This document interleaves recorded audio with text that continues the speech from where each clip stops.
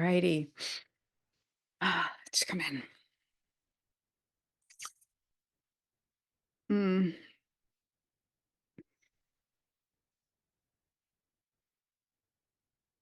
Dear God, I ask for your presence as I channel these teachings, as I show up in this episode for the people that find their way here. May they find themselves in the words. May they hear your messages. May their faith increase and their love speak volumes into our world. Amen.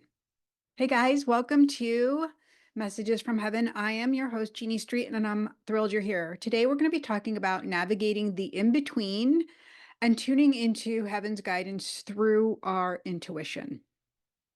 Okay, great. It's going to be amazing. I'm so excited.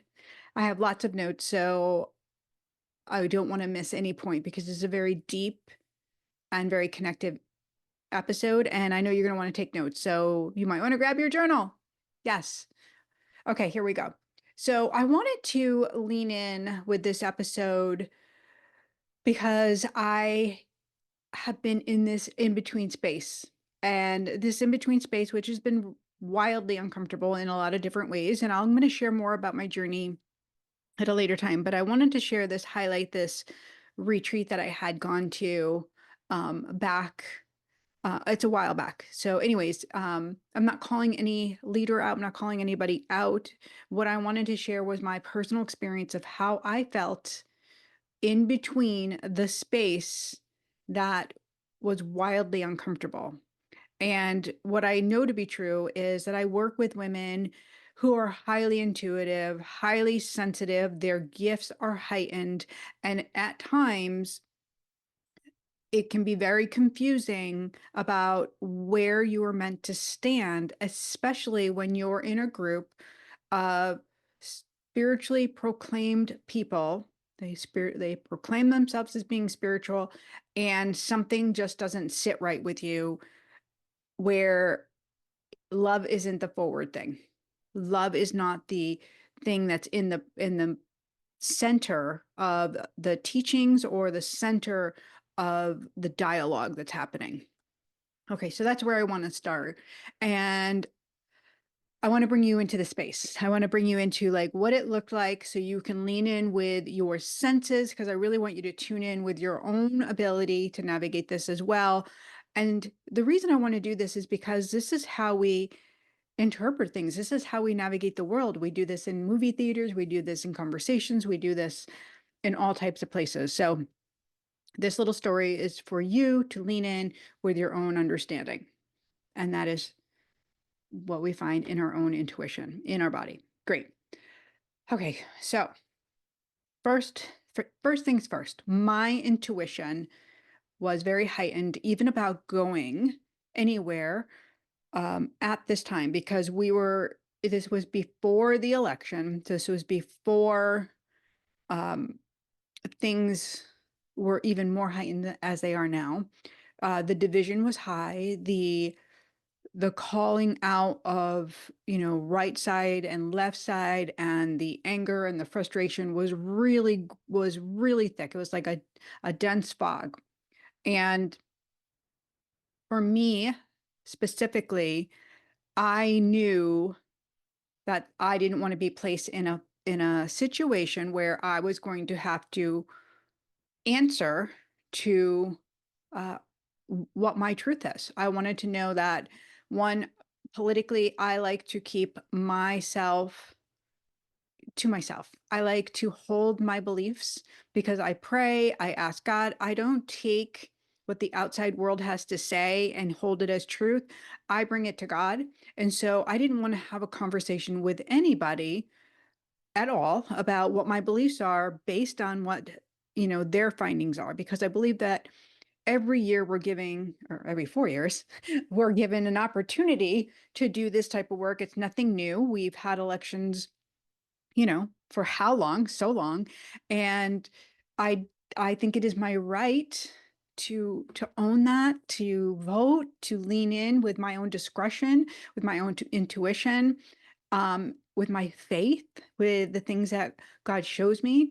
And I think that's really beautiful. And so I feel that was my first understanding of like, I feel in between because I don't want to have these conversations. They're wildly uncomfortable. I don't want to be asked to provide proof because that's a trigger for me. Start to feel unravelly. I don't want to be in the center of dialogue where somebody's trying to convince me of what they know to be true in their body because I believe that they know what they need to know. I believe they have the inner guidance system. And if we're being called into more, we're being called into action, meaning if we see something and say something, and then we're accountable to God, we're showing up and we're making a difference. I think that's one of the most important things we can do. Um, and what I'll say about that is, in my own experience, when I saw something that needed to be said, was I had an experience where I was shopping one day, and I saw a child being neglected by their parent, abused. And so at that time, I knew I had to say something. And my form of saying something wasn't going to be confrontational. What I decided was to take a right action. God led me into a right action for me, for my body, for my life. And that right action was I became a foster parent. I decided through God's guidance, through this view, through this thing that I experienced that felt so unright and unjust. And it was taken care of. I really wanted to say that. Like, there were other people that were able to step forward. It wasn't asked of me to do that. I was asked to give the look, and I did. So I just want to make that real clear. But I was able to then step into right action because I felt in my body, I need something more here. Something more can be done. And at the time, I had been seeing a bunch of visions, having dreams of children. And so, if you've been following me at all for a while, then you know my story. My husband and I became foster parents. We have 4 children of our own when we became foster parents, and we fostered for 6 years, and we had 14 children. So that's one way God calls us into action. We see something, we say something, we do something. So at this experience, at this retreat, let's circle back, is I'm at this experience with spiritual women being led by a really beautiful leader, who I believe in my heart is a really great soul.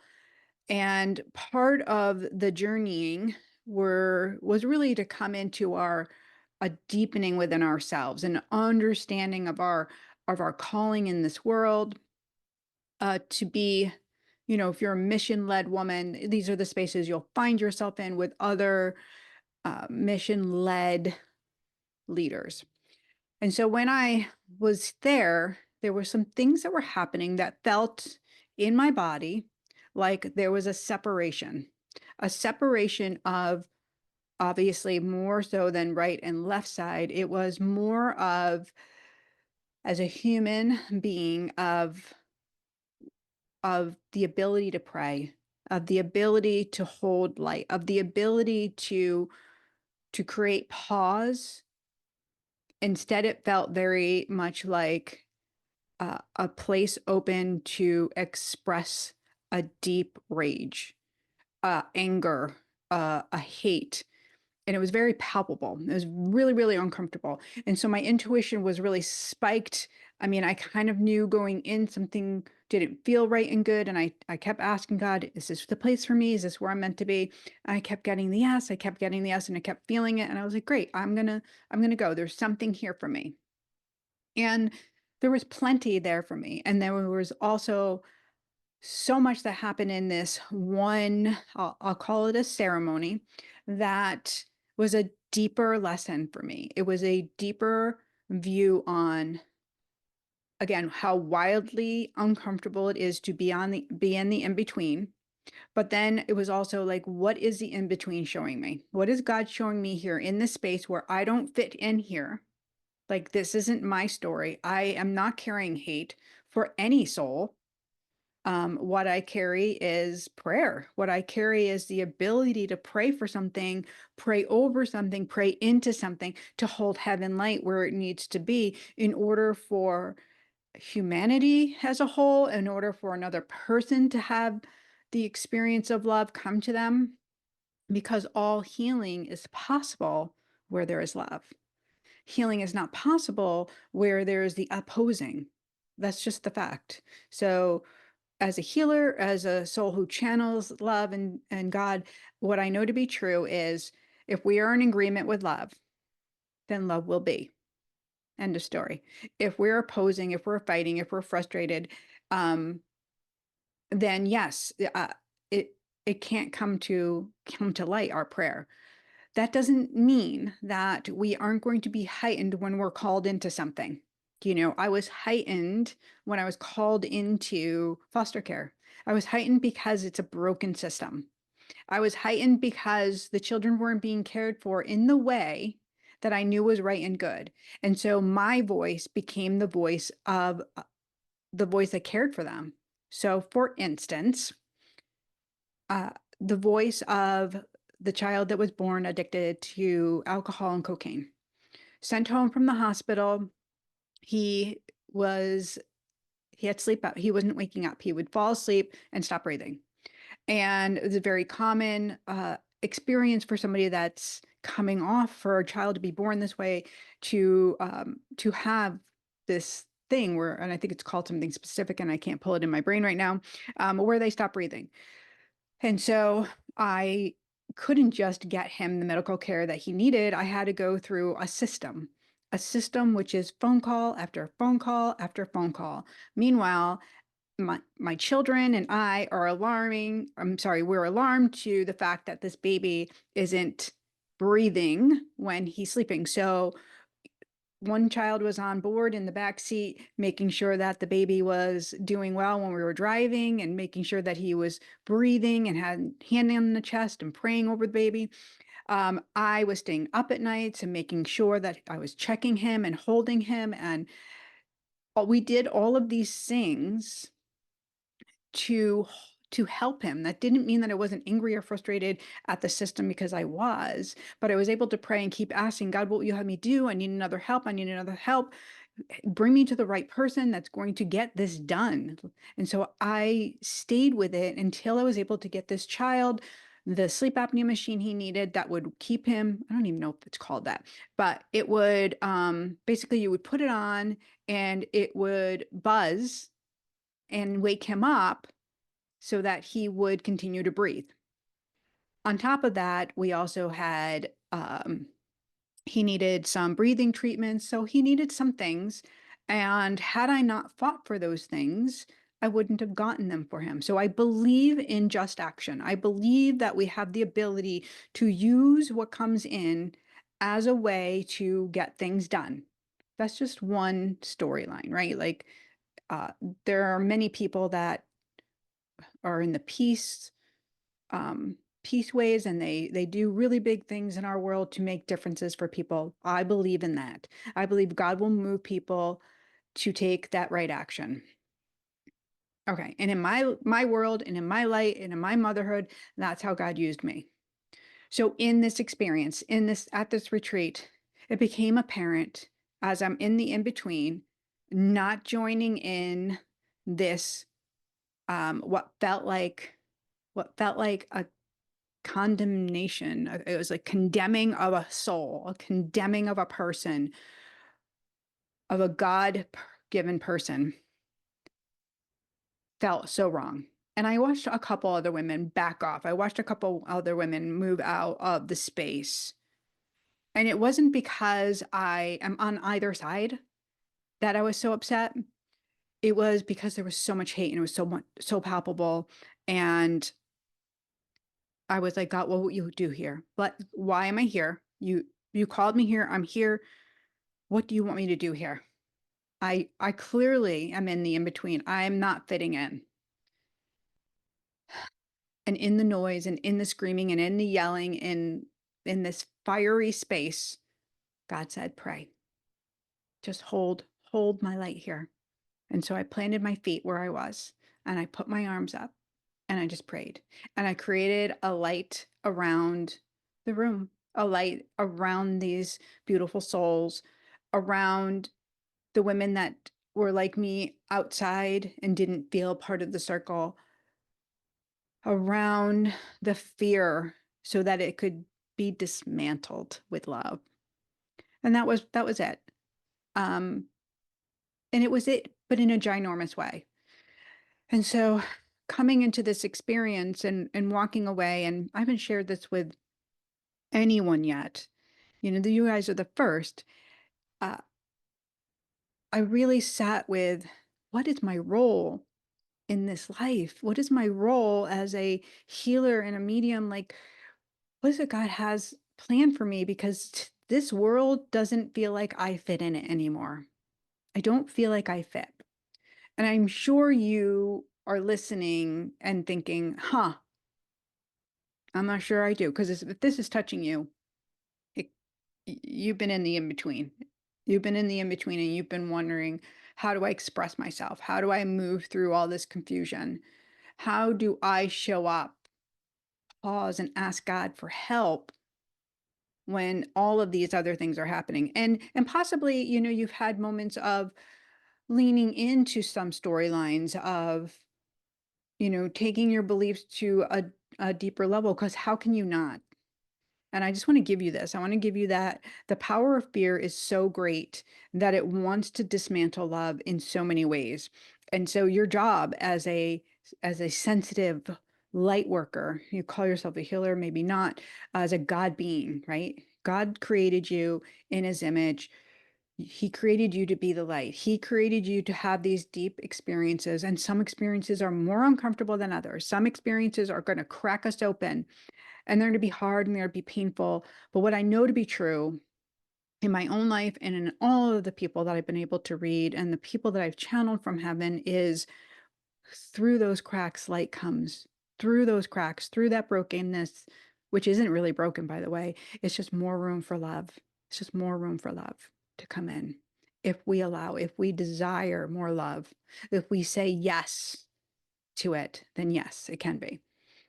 So recognizing when we are in the in between, that there's nothing wrong with us. This is a big one. Like, there's nothing wrong with you for not wanting to watch the news, for getting off of social, for going like, what is this post about? Or trying to find the answers. There's nothing wrong with you. That's normal and natural. And God can inform you and he can fill you and he can create more pathways for his love to be here, especially during this time when there is this great separation, this great divide going on. And how do we lean into the discomfort? How do we lean into the discomfort when, here you are part of a circle, and like me, I had to back up and I'm like, I don't belong here. This isn't me. This isn't me. And sometimes that means it's with family. Sometimes it's with our friend group. Sometimes we can't be the popular one to go along with the trend because it doesn't sit right with us. But we also aren't going to be the one that's going to be firing off political views, opinionation, and we are never going to condemn someone because we are not the judge. God is the ultimate judge. What we can do, what we absolutely 100% can do, is we can pray. We can pray for our heart's desire. We can pray for God to come into that person that we're seeing the darkness in, the fear in. So trusting our inner voice, here's where we're going to lean into intuition. I'm going to lean into your gifts. I want to talk about this because it's really, really important for you to have a clear understanding how you're built, how you're wired, and how you can move about this planet with a little bit more ease, because it's taking me decades to get here and to be confident in the woman that God made me to be.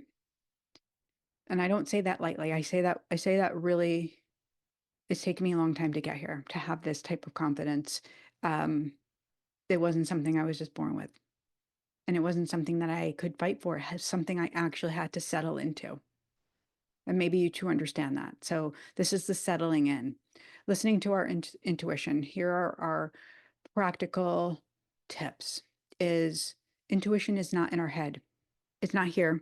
We can't think it and we aren't going to see it. A lot of you will use your senses to sense the outside world in order to feel safe, which I totally get.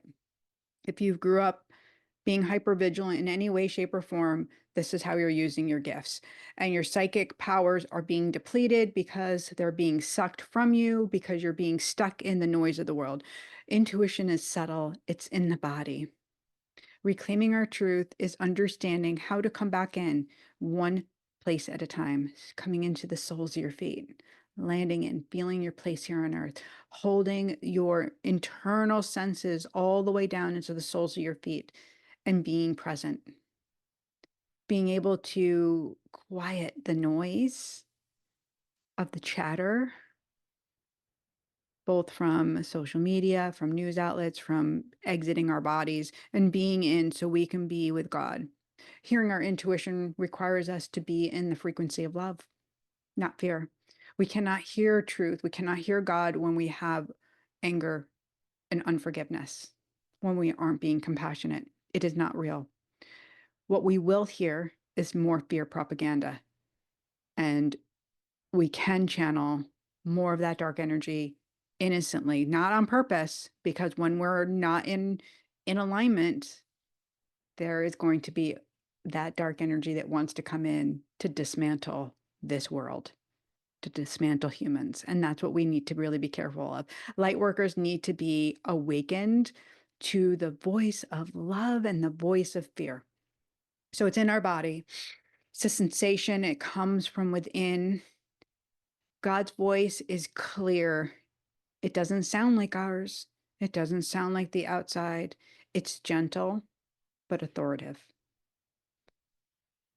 The process, let's talk about the process for noticing our heightened senses and the power within those heightened senses, right? So the process of noticing our heightened senses is, am I exiting my body to read the world around me? And this could look like you feel depleted in your gut. This looks like you are seeing energy around people. You could be sensing it in your gut, physically seeing it. You could be feeling it all over your body, more like empath energy. You can get a bad taste in your mouth. You can get a sound like stay away.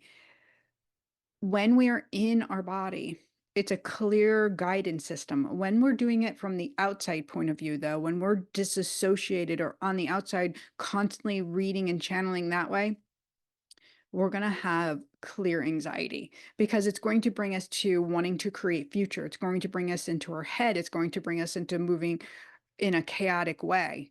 And we're not going to be in our body and we're not going to trust what we innately know. So we resource, right? I teach this all the time.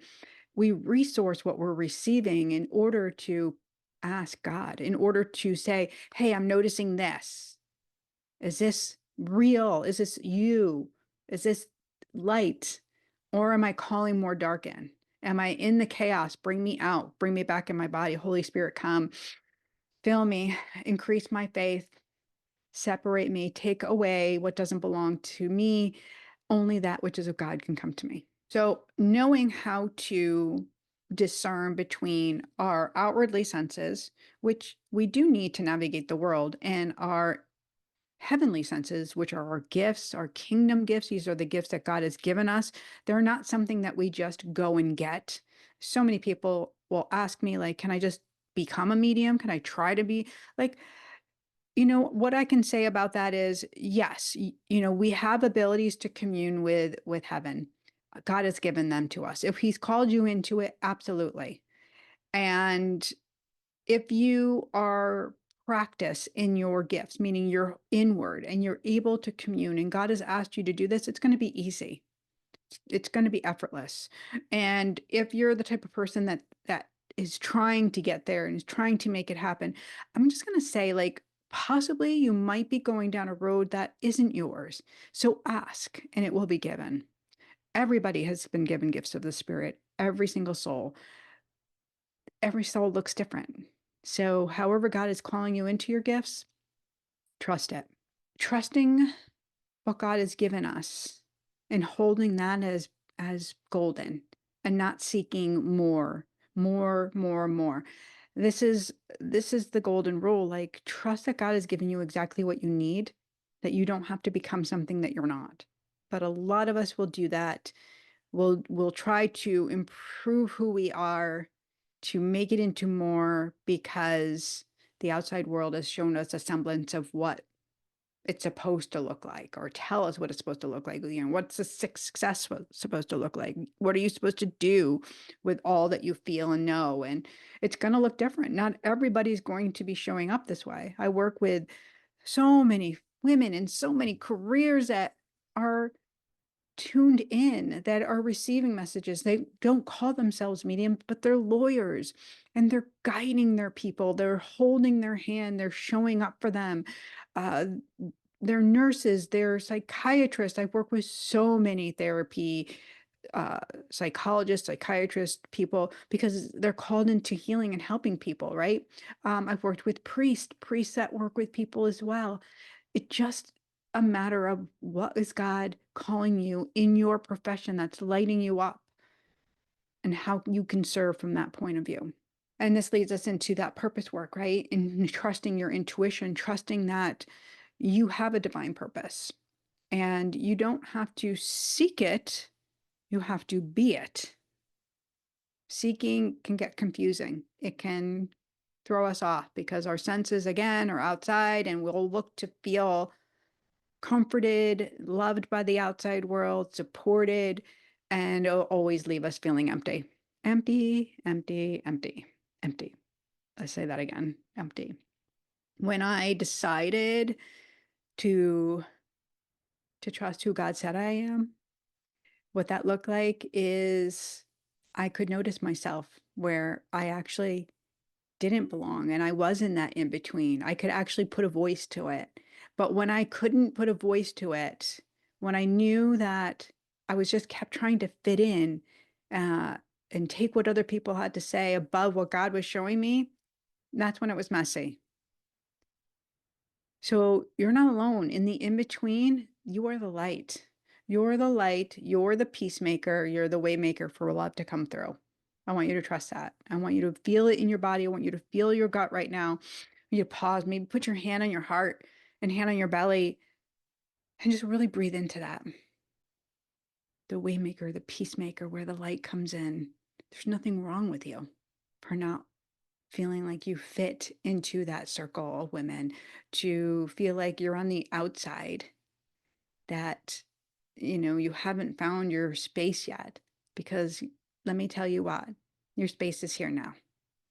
I guarantee you, God brought you here for a reason.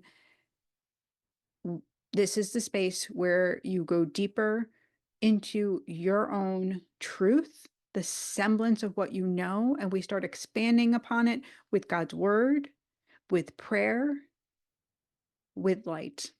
When we learn to listen deeply to our soul, when we have somatic practices, when we have been woven with God's word, it's woven into our fabric and our being, this is when our gifts start to illuminate and really start to become on board and vibrant. So I want to leave you with this. I want to leave you with an invitation to join me in the sanctuary.